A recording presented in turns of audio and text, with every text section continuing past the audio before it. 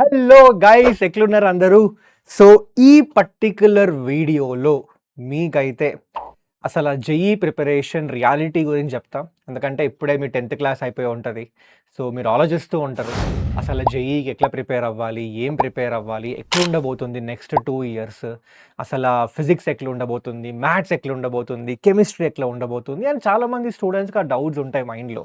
అంటే ఎట్లుంటుంది అంటే 10th క్లాస్ వరకు హ్యాపీగా నా లైఫ్ వెళ్తూ ఉంటుంది అబ్బా, హ్యాపీగా ఓకే క్లాస్కి వెళ్ళినామా, మంచిగా ఫ్రెండ్స్తో ఎంజాయ్ చేసినామా, ఆ తర్వాత క్లాస్ అయిపోయిన తర్వాత ఇంటికి వచ్చేసినామా, సినిమాలో లేదా టీవీలో ఏదో చూసుకున్నామా, ట్యూషన్ పోయినామా, అట్లనే ఉంటుంది. ప్రపంచం అంతా ప్రశాంతంగా వెళ్తూ ఉంటుంది.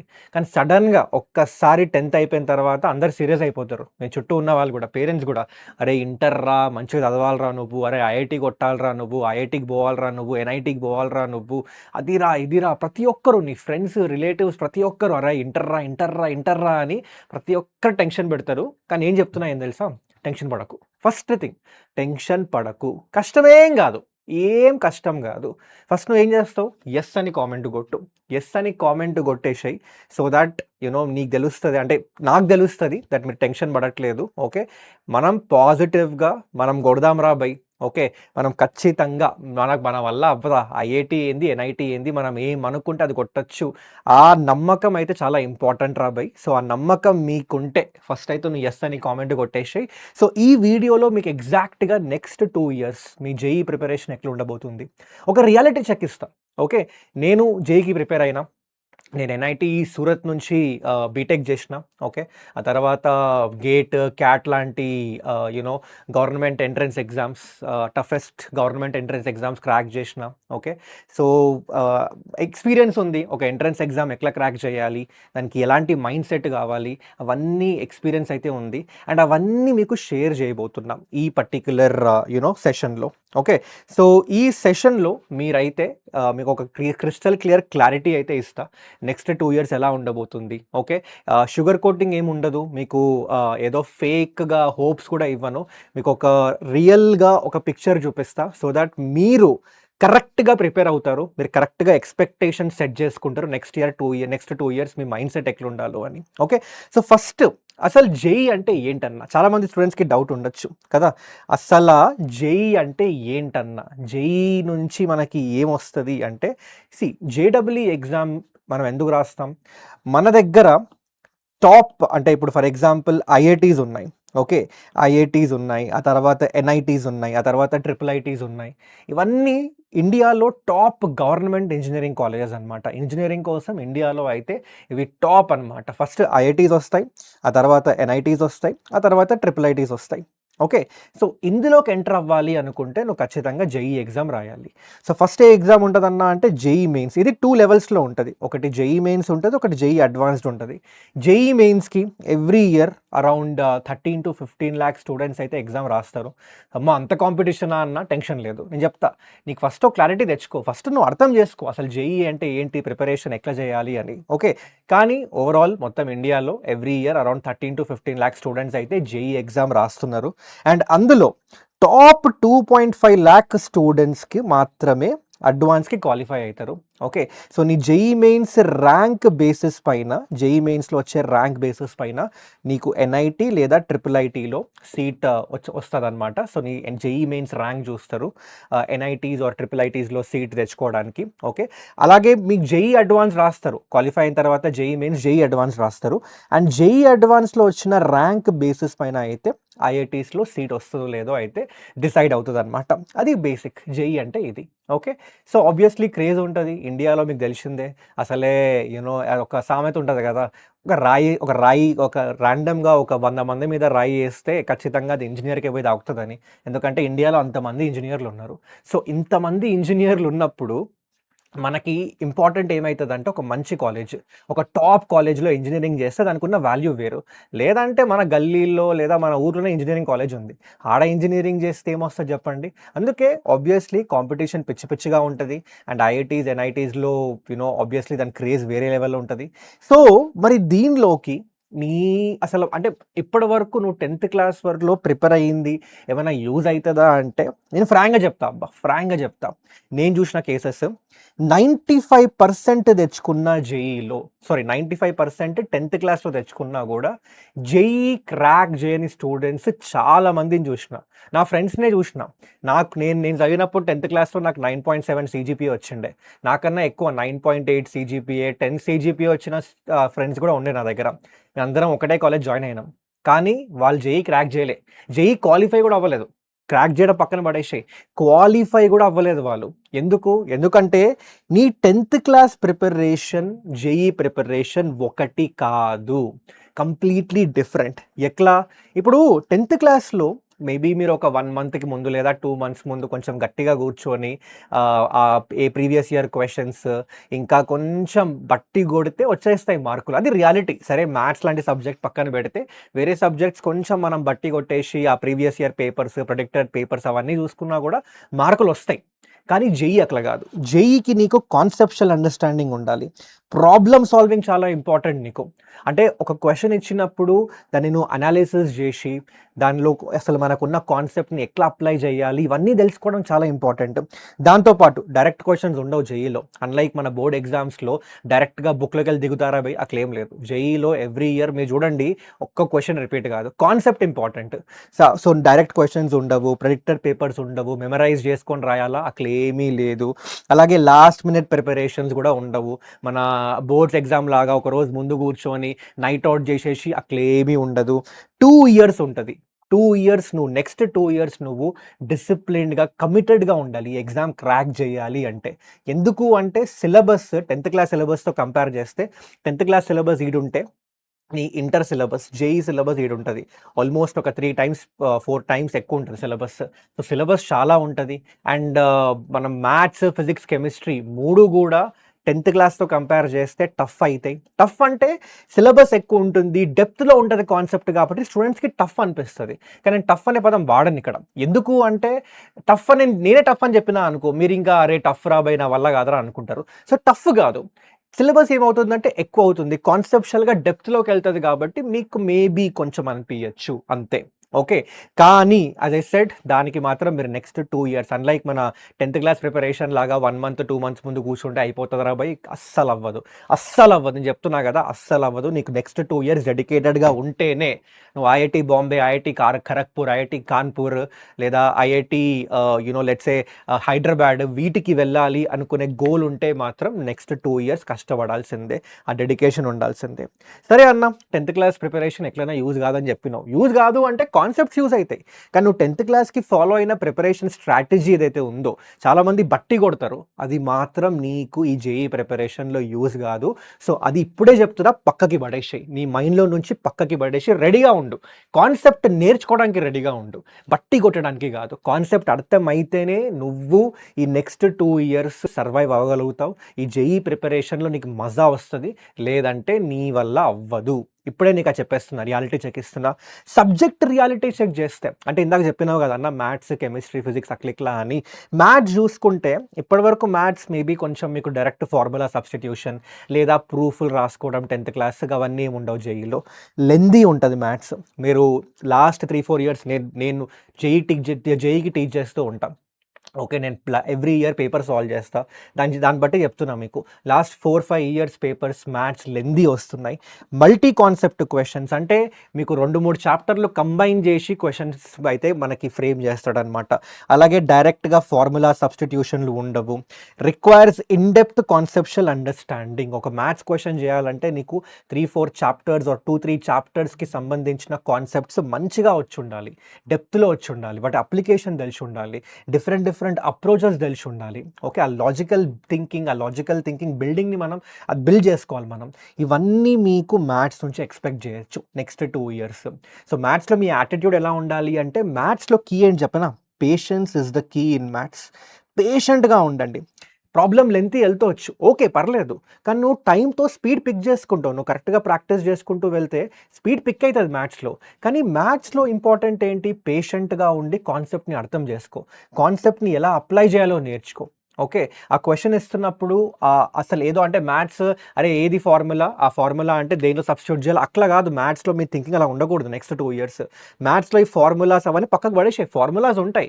కానీ దానికన్నా ఇంపార్టెంట్ ఏంటంటే ఆ ఫార్ములా యాడికెళ్ళొచ్చింది? ఆ ఫార్ములాని ఎక్కడ అప్లై చేయాలి? ఎలా మనం ఆ ఫార్ములా ఆ ఫార్ములా లేకపోయినా కూడా మనం ఆ క్వెషన్‌ని ఇంకా ఎలా డిఫరెంట్ వేస్‌లో అప్రోచ్ అవ్వచ్చు? ఇలాంటి థింకింగ్ పెట్టుకోండి. ఫిజిక్స్ వెరీ, వెరీ ఇంపార్టెంట్ అబ్బా! చాలామంది మన స్టూడెంట్స్ ఫిజిక్స్‌లో అయితే కష్టపడతారు. ఎందుకు అంటే 10థ్ క్లాస్‌లో బేసిక్స్ స్ట్రాంగ్ ఉండవు చాలామందివి ఫిజిక్స్‌లో. ఓకే. అండ్ ఆ ఫిజిక్స్‌లో మీకు ఖచ్చితంగా చాలా చాలా ఇన్ డెప్త్ కాన్సెప్షువల్ అండర్‌స్టాండింగ్ అయితే ఉండాలి. ఎందుకంటే ఫిజిక్స్‌లో మీకు హైలీ ఇంటర్ కనెక్టెడ్ చాప్టర్స్ ఉంటాయి. అంటే ఒక చాప్టర్ మిస్ అయిపోతే మీకు నెక్స్ట్ చాప్టర్ అర్థం కాదు. అన్‌లైక్ మన 10థ్ క్లాస్‌లోలా కాదా? 10థ్ క్లాస్‌లో గాకుండా ఒక చాప్టర్ మిస్ అయిపోయింది ఫిజిక్స్‌లో. లెట్స్ సే ఒక మధ్యలో ఏదో ఒక మెకానిక్స్‌లో ఒక పార్ట్ మిస్ అయిపోయింది. మెకానిక్స్ అని మీకొస్తది ముందు. ఓకే. సో, మెకానిక్స్‌లో ఒక చాప్టర్ మీకు మిస్ అయిపోయింది. ఓకే. అప్పుడు ఏమైతదంటే ఆటోమేటిక్‌గా మీకు ఇంక నెక్స్ట్ చాప్టర్ అర్థం గాదు. అసలు అర్థం గాదు. మీకు ఎంత ఎక్కించుకోవాలని కూడా అర్థం గాదు. అలాగే మీకు క్లాస్ 11థ్ అంటే ఇంటర్ ఫస్ట్ ఇయర్‌లో బేసిక్స్ గాని మీకు స్ట్రాంగ్‌గా లేకపోయిండ్రనుకోండి, ఇంటర్ సెకండ్ ఇయర్‌లో గుడ్ నంబర్ ఆఫ్ చాప్టర్స్‌లో ఇంటర్ ఫస్ట్ ఇయర్ చాప్టర్స్‌తో కనెక్షన్‌లో ఉంటాయి. సో, ఇంటర్ సెకండ్ ఇయర్ ఏమీ అర్థం కాదు. అట్లా ఫిజిక్స్ చాలామంది స్టూడెంట్స్‌కి గాల్లో ఎగిరిపోతది. ఎందుకంటే ఫస్ట్ ఇయర్ సరిగ్గా వాళ్ళు వినరు. సెకండ్ ఇయర్‌కొచ్చేసరికి ఫస్ట్ ఇయర్ టాపిక్స్ వాళ్ళకి తెలీదు కాబట్టి అది అర్థం కాదు. సో, చాలా వరకు ఇంటర్ కనెక్టెడ్ చాప్టర్స్ ఉంటాయి. సో, ఫిజిక్స్ మీరు అస్సలు లైట్ తీసుకోకండి. ముందు నుంచే కాన్సెప్షువల్ అండర్‌స్టాండింగ్‌తో చదవండి. అండ్ అలాగే స్ట్రాంగ్ విజువలైజేషన్ ఇస్ రిక్వైర్డ్ ఫిజిక్స్‌లో. అంటే ఫిజిక్స్‌లో ఏంటంటే ఇది ఫార్ములా, ఈ ఫార్ములా ఇట్లా అప్లై చేస్తే ఆన్సర్ వస్తది.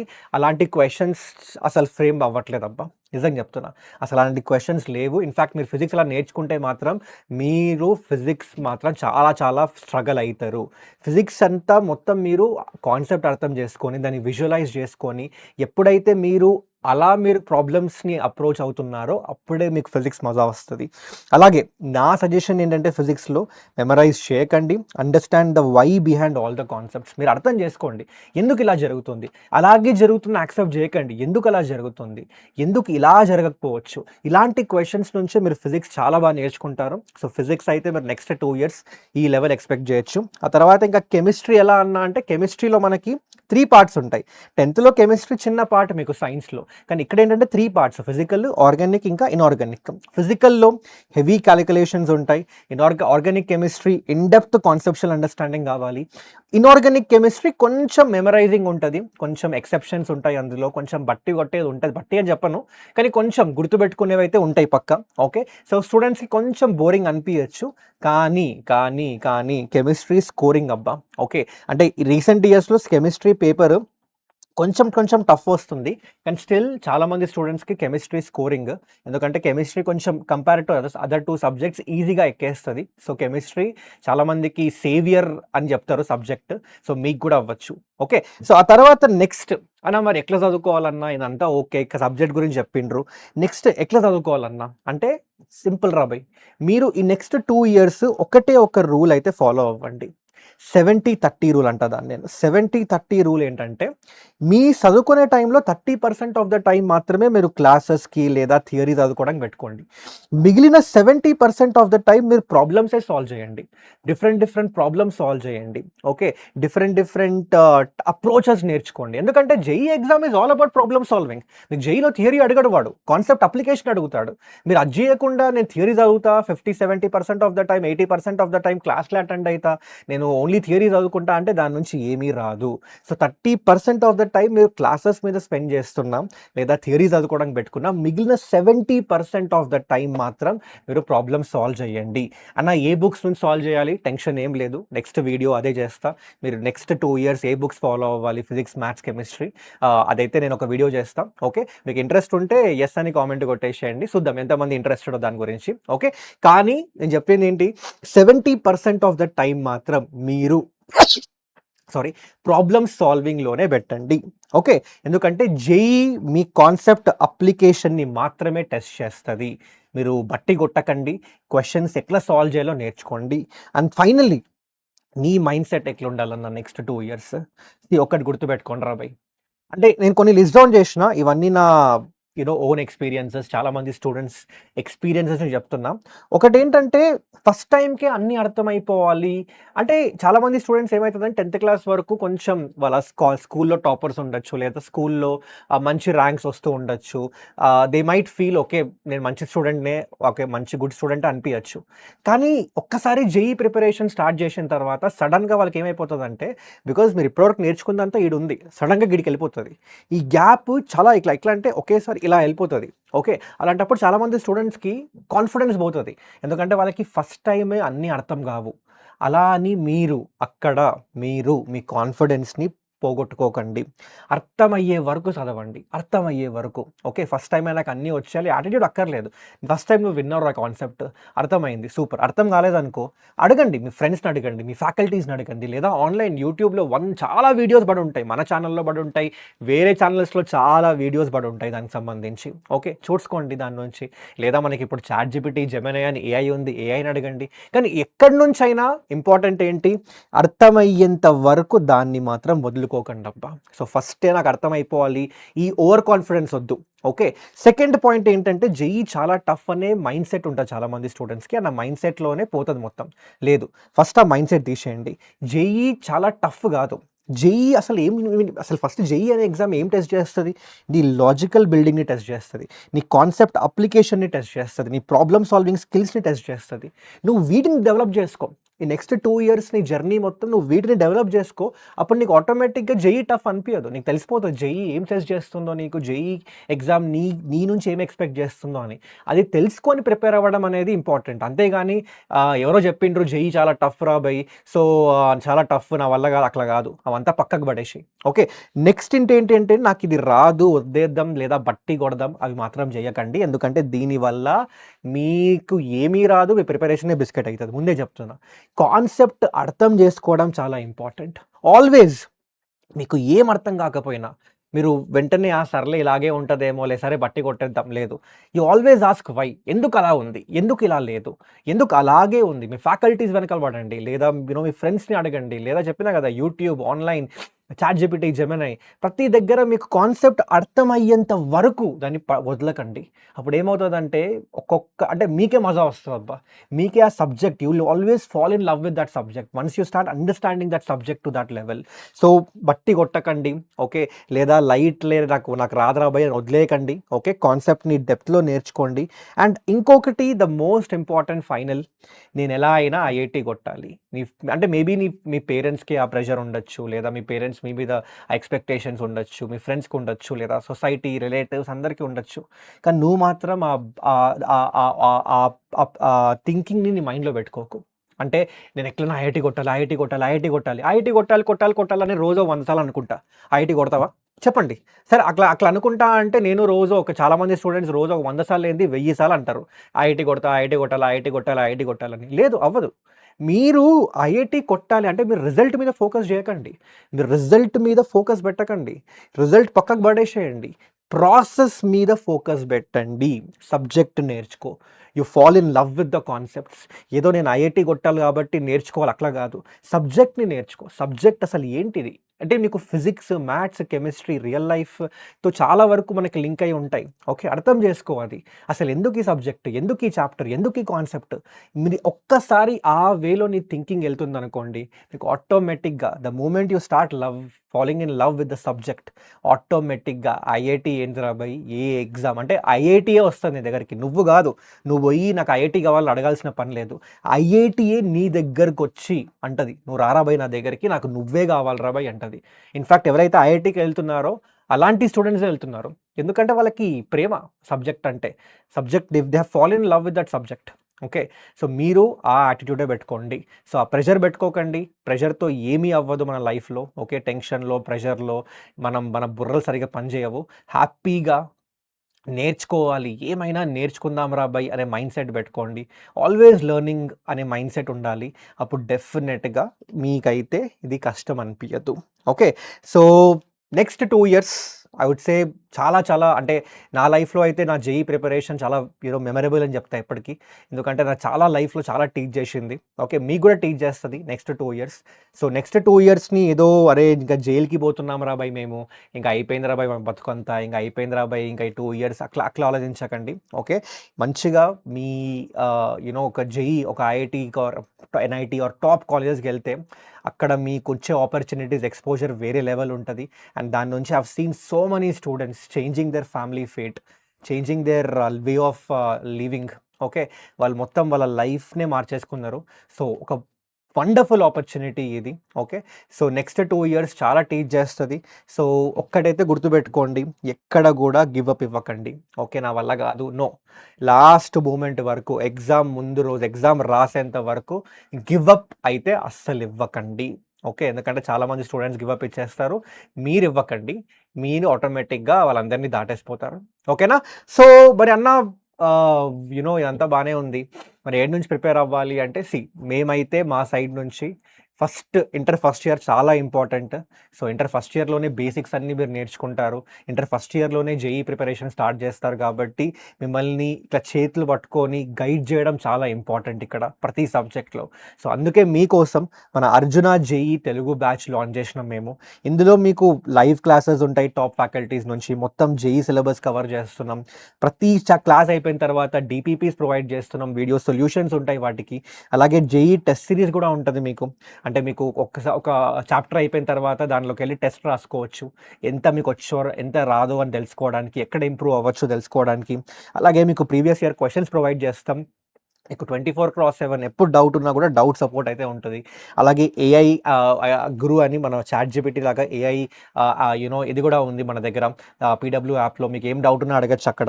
అలాగే మీకు బోర్డ్ బూస్టర్ మనకి ఇప్పుడు ఐపీ ఫస్ట్ ఇయర్ ఎగ్జామ్ ఉంటది. మీరు మళ్ళీ అన్న ఐపీ ఫస్ట్ ఇయర్ ఎట్లా ప్రిపేర్ అవ్వాలి టెన్షన్ ఏం లేదు. అది కూడా ప్రొవైడ్ చేస్తున్నాం మీకు. ఇది ఫ్రీగా బోర్డ్ బూస్టర్ బ్యాచ్ ఉంటది. Actually paid batch. కానీ ఎవరైతే ఈ కోర్స్ తీసుకుంటున్నారో ఆ స్టూడెంట్స్ ఎవరైతే జేఈకి ప్రిపేర్ అవుతున్నారో ఆ ఐపీ టెన్షన్ ఉండకూడదని వాళ్ళకి ఈ బ్యాచ్ ఫ్రీగా ఇచ్చేస్తున్నాం.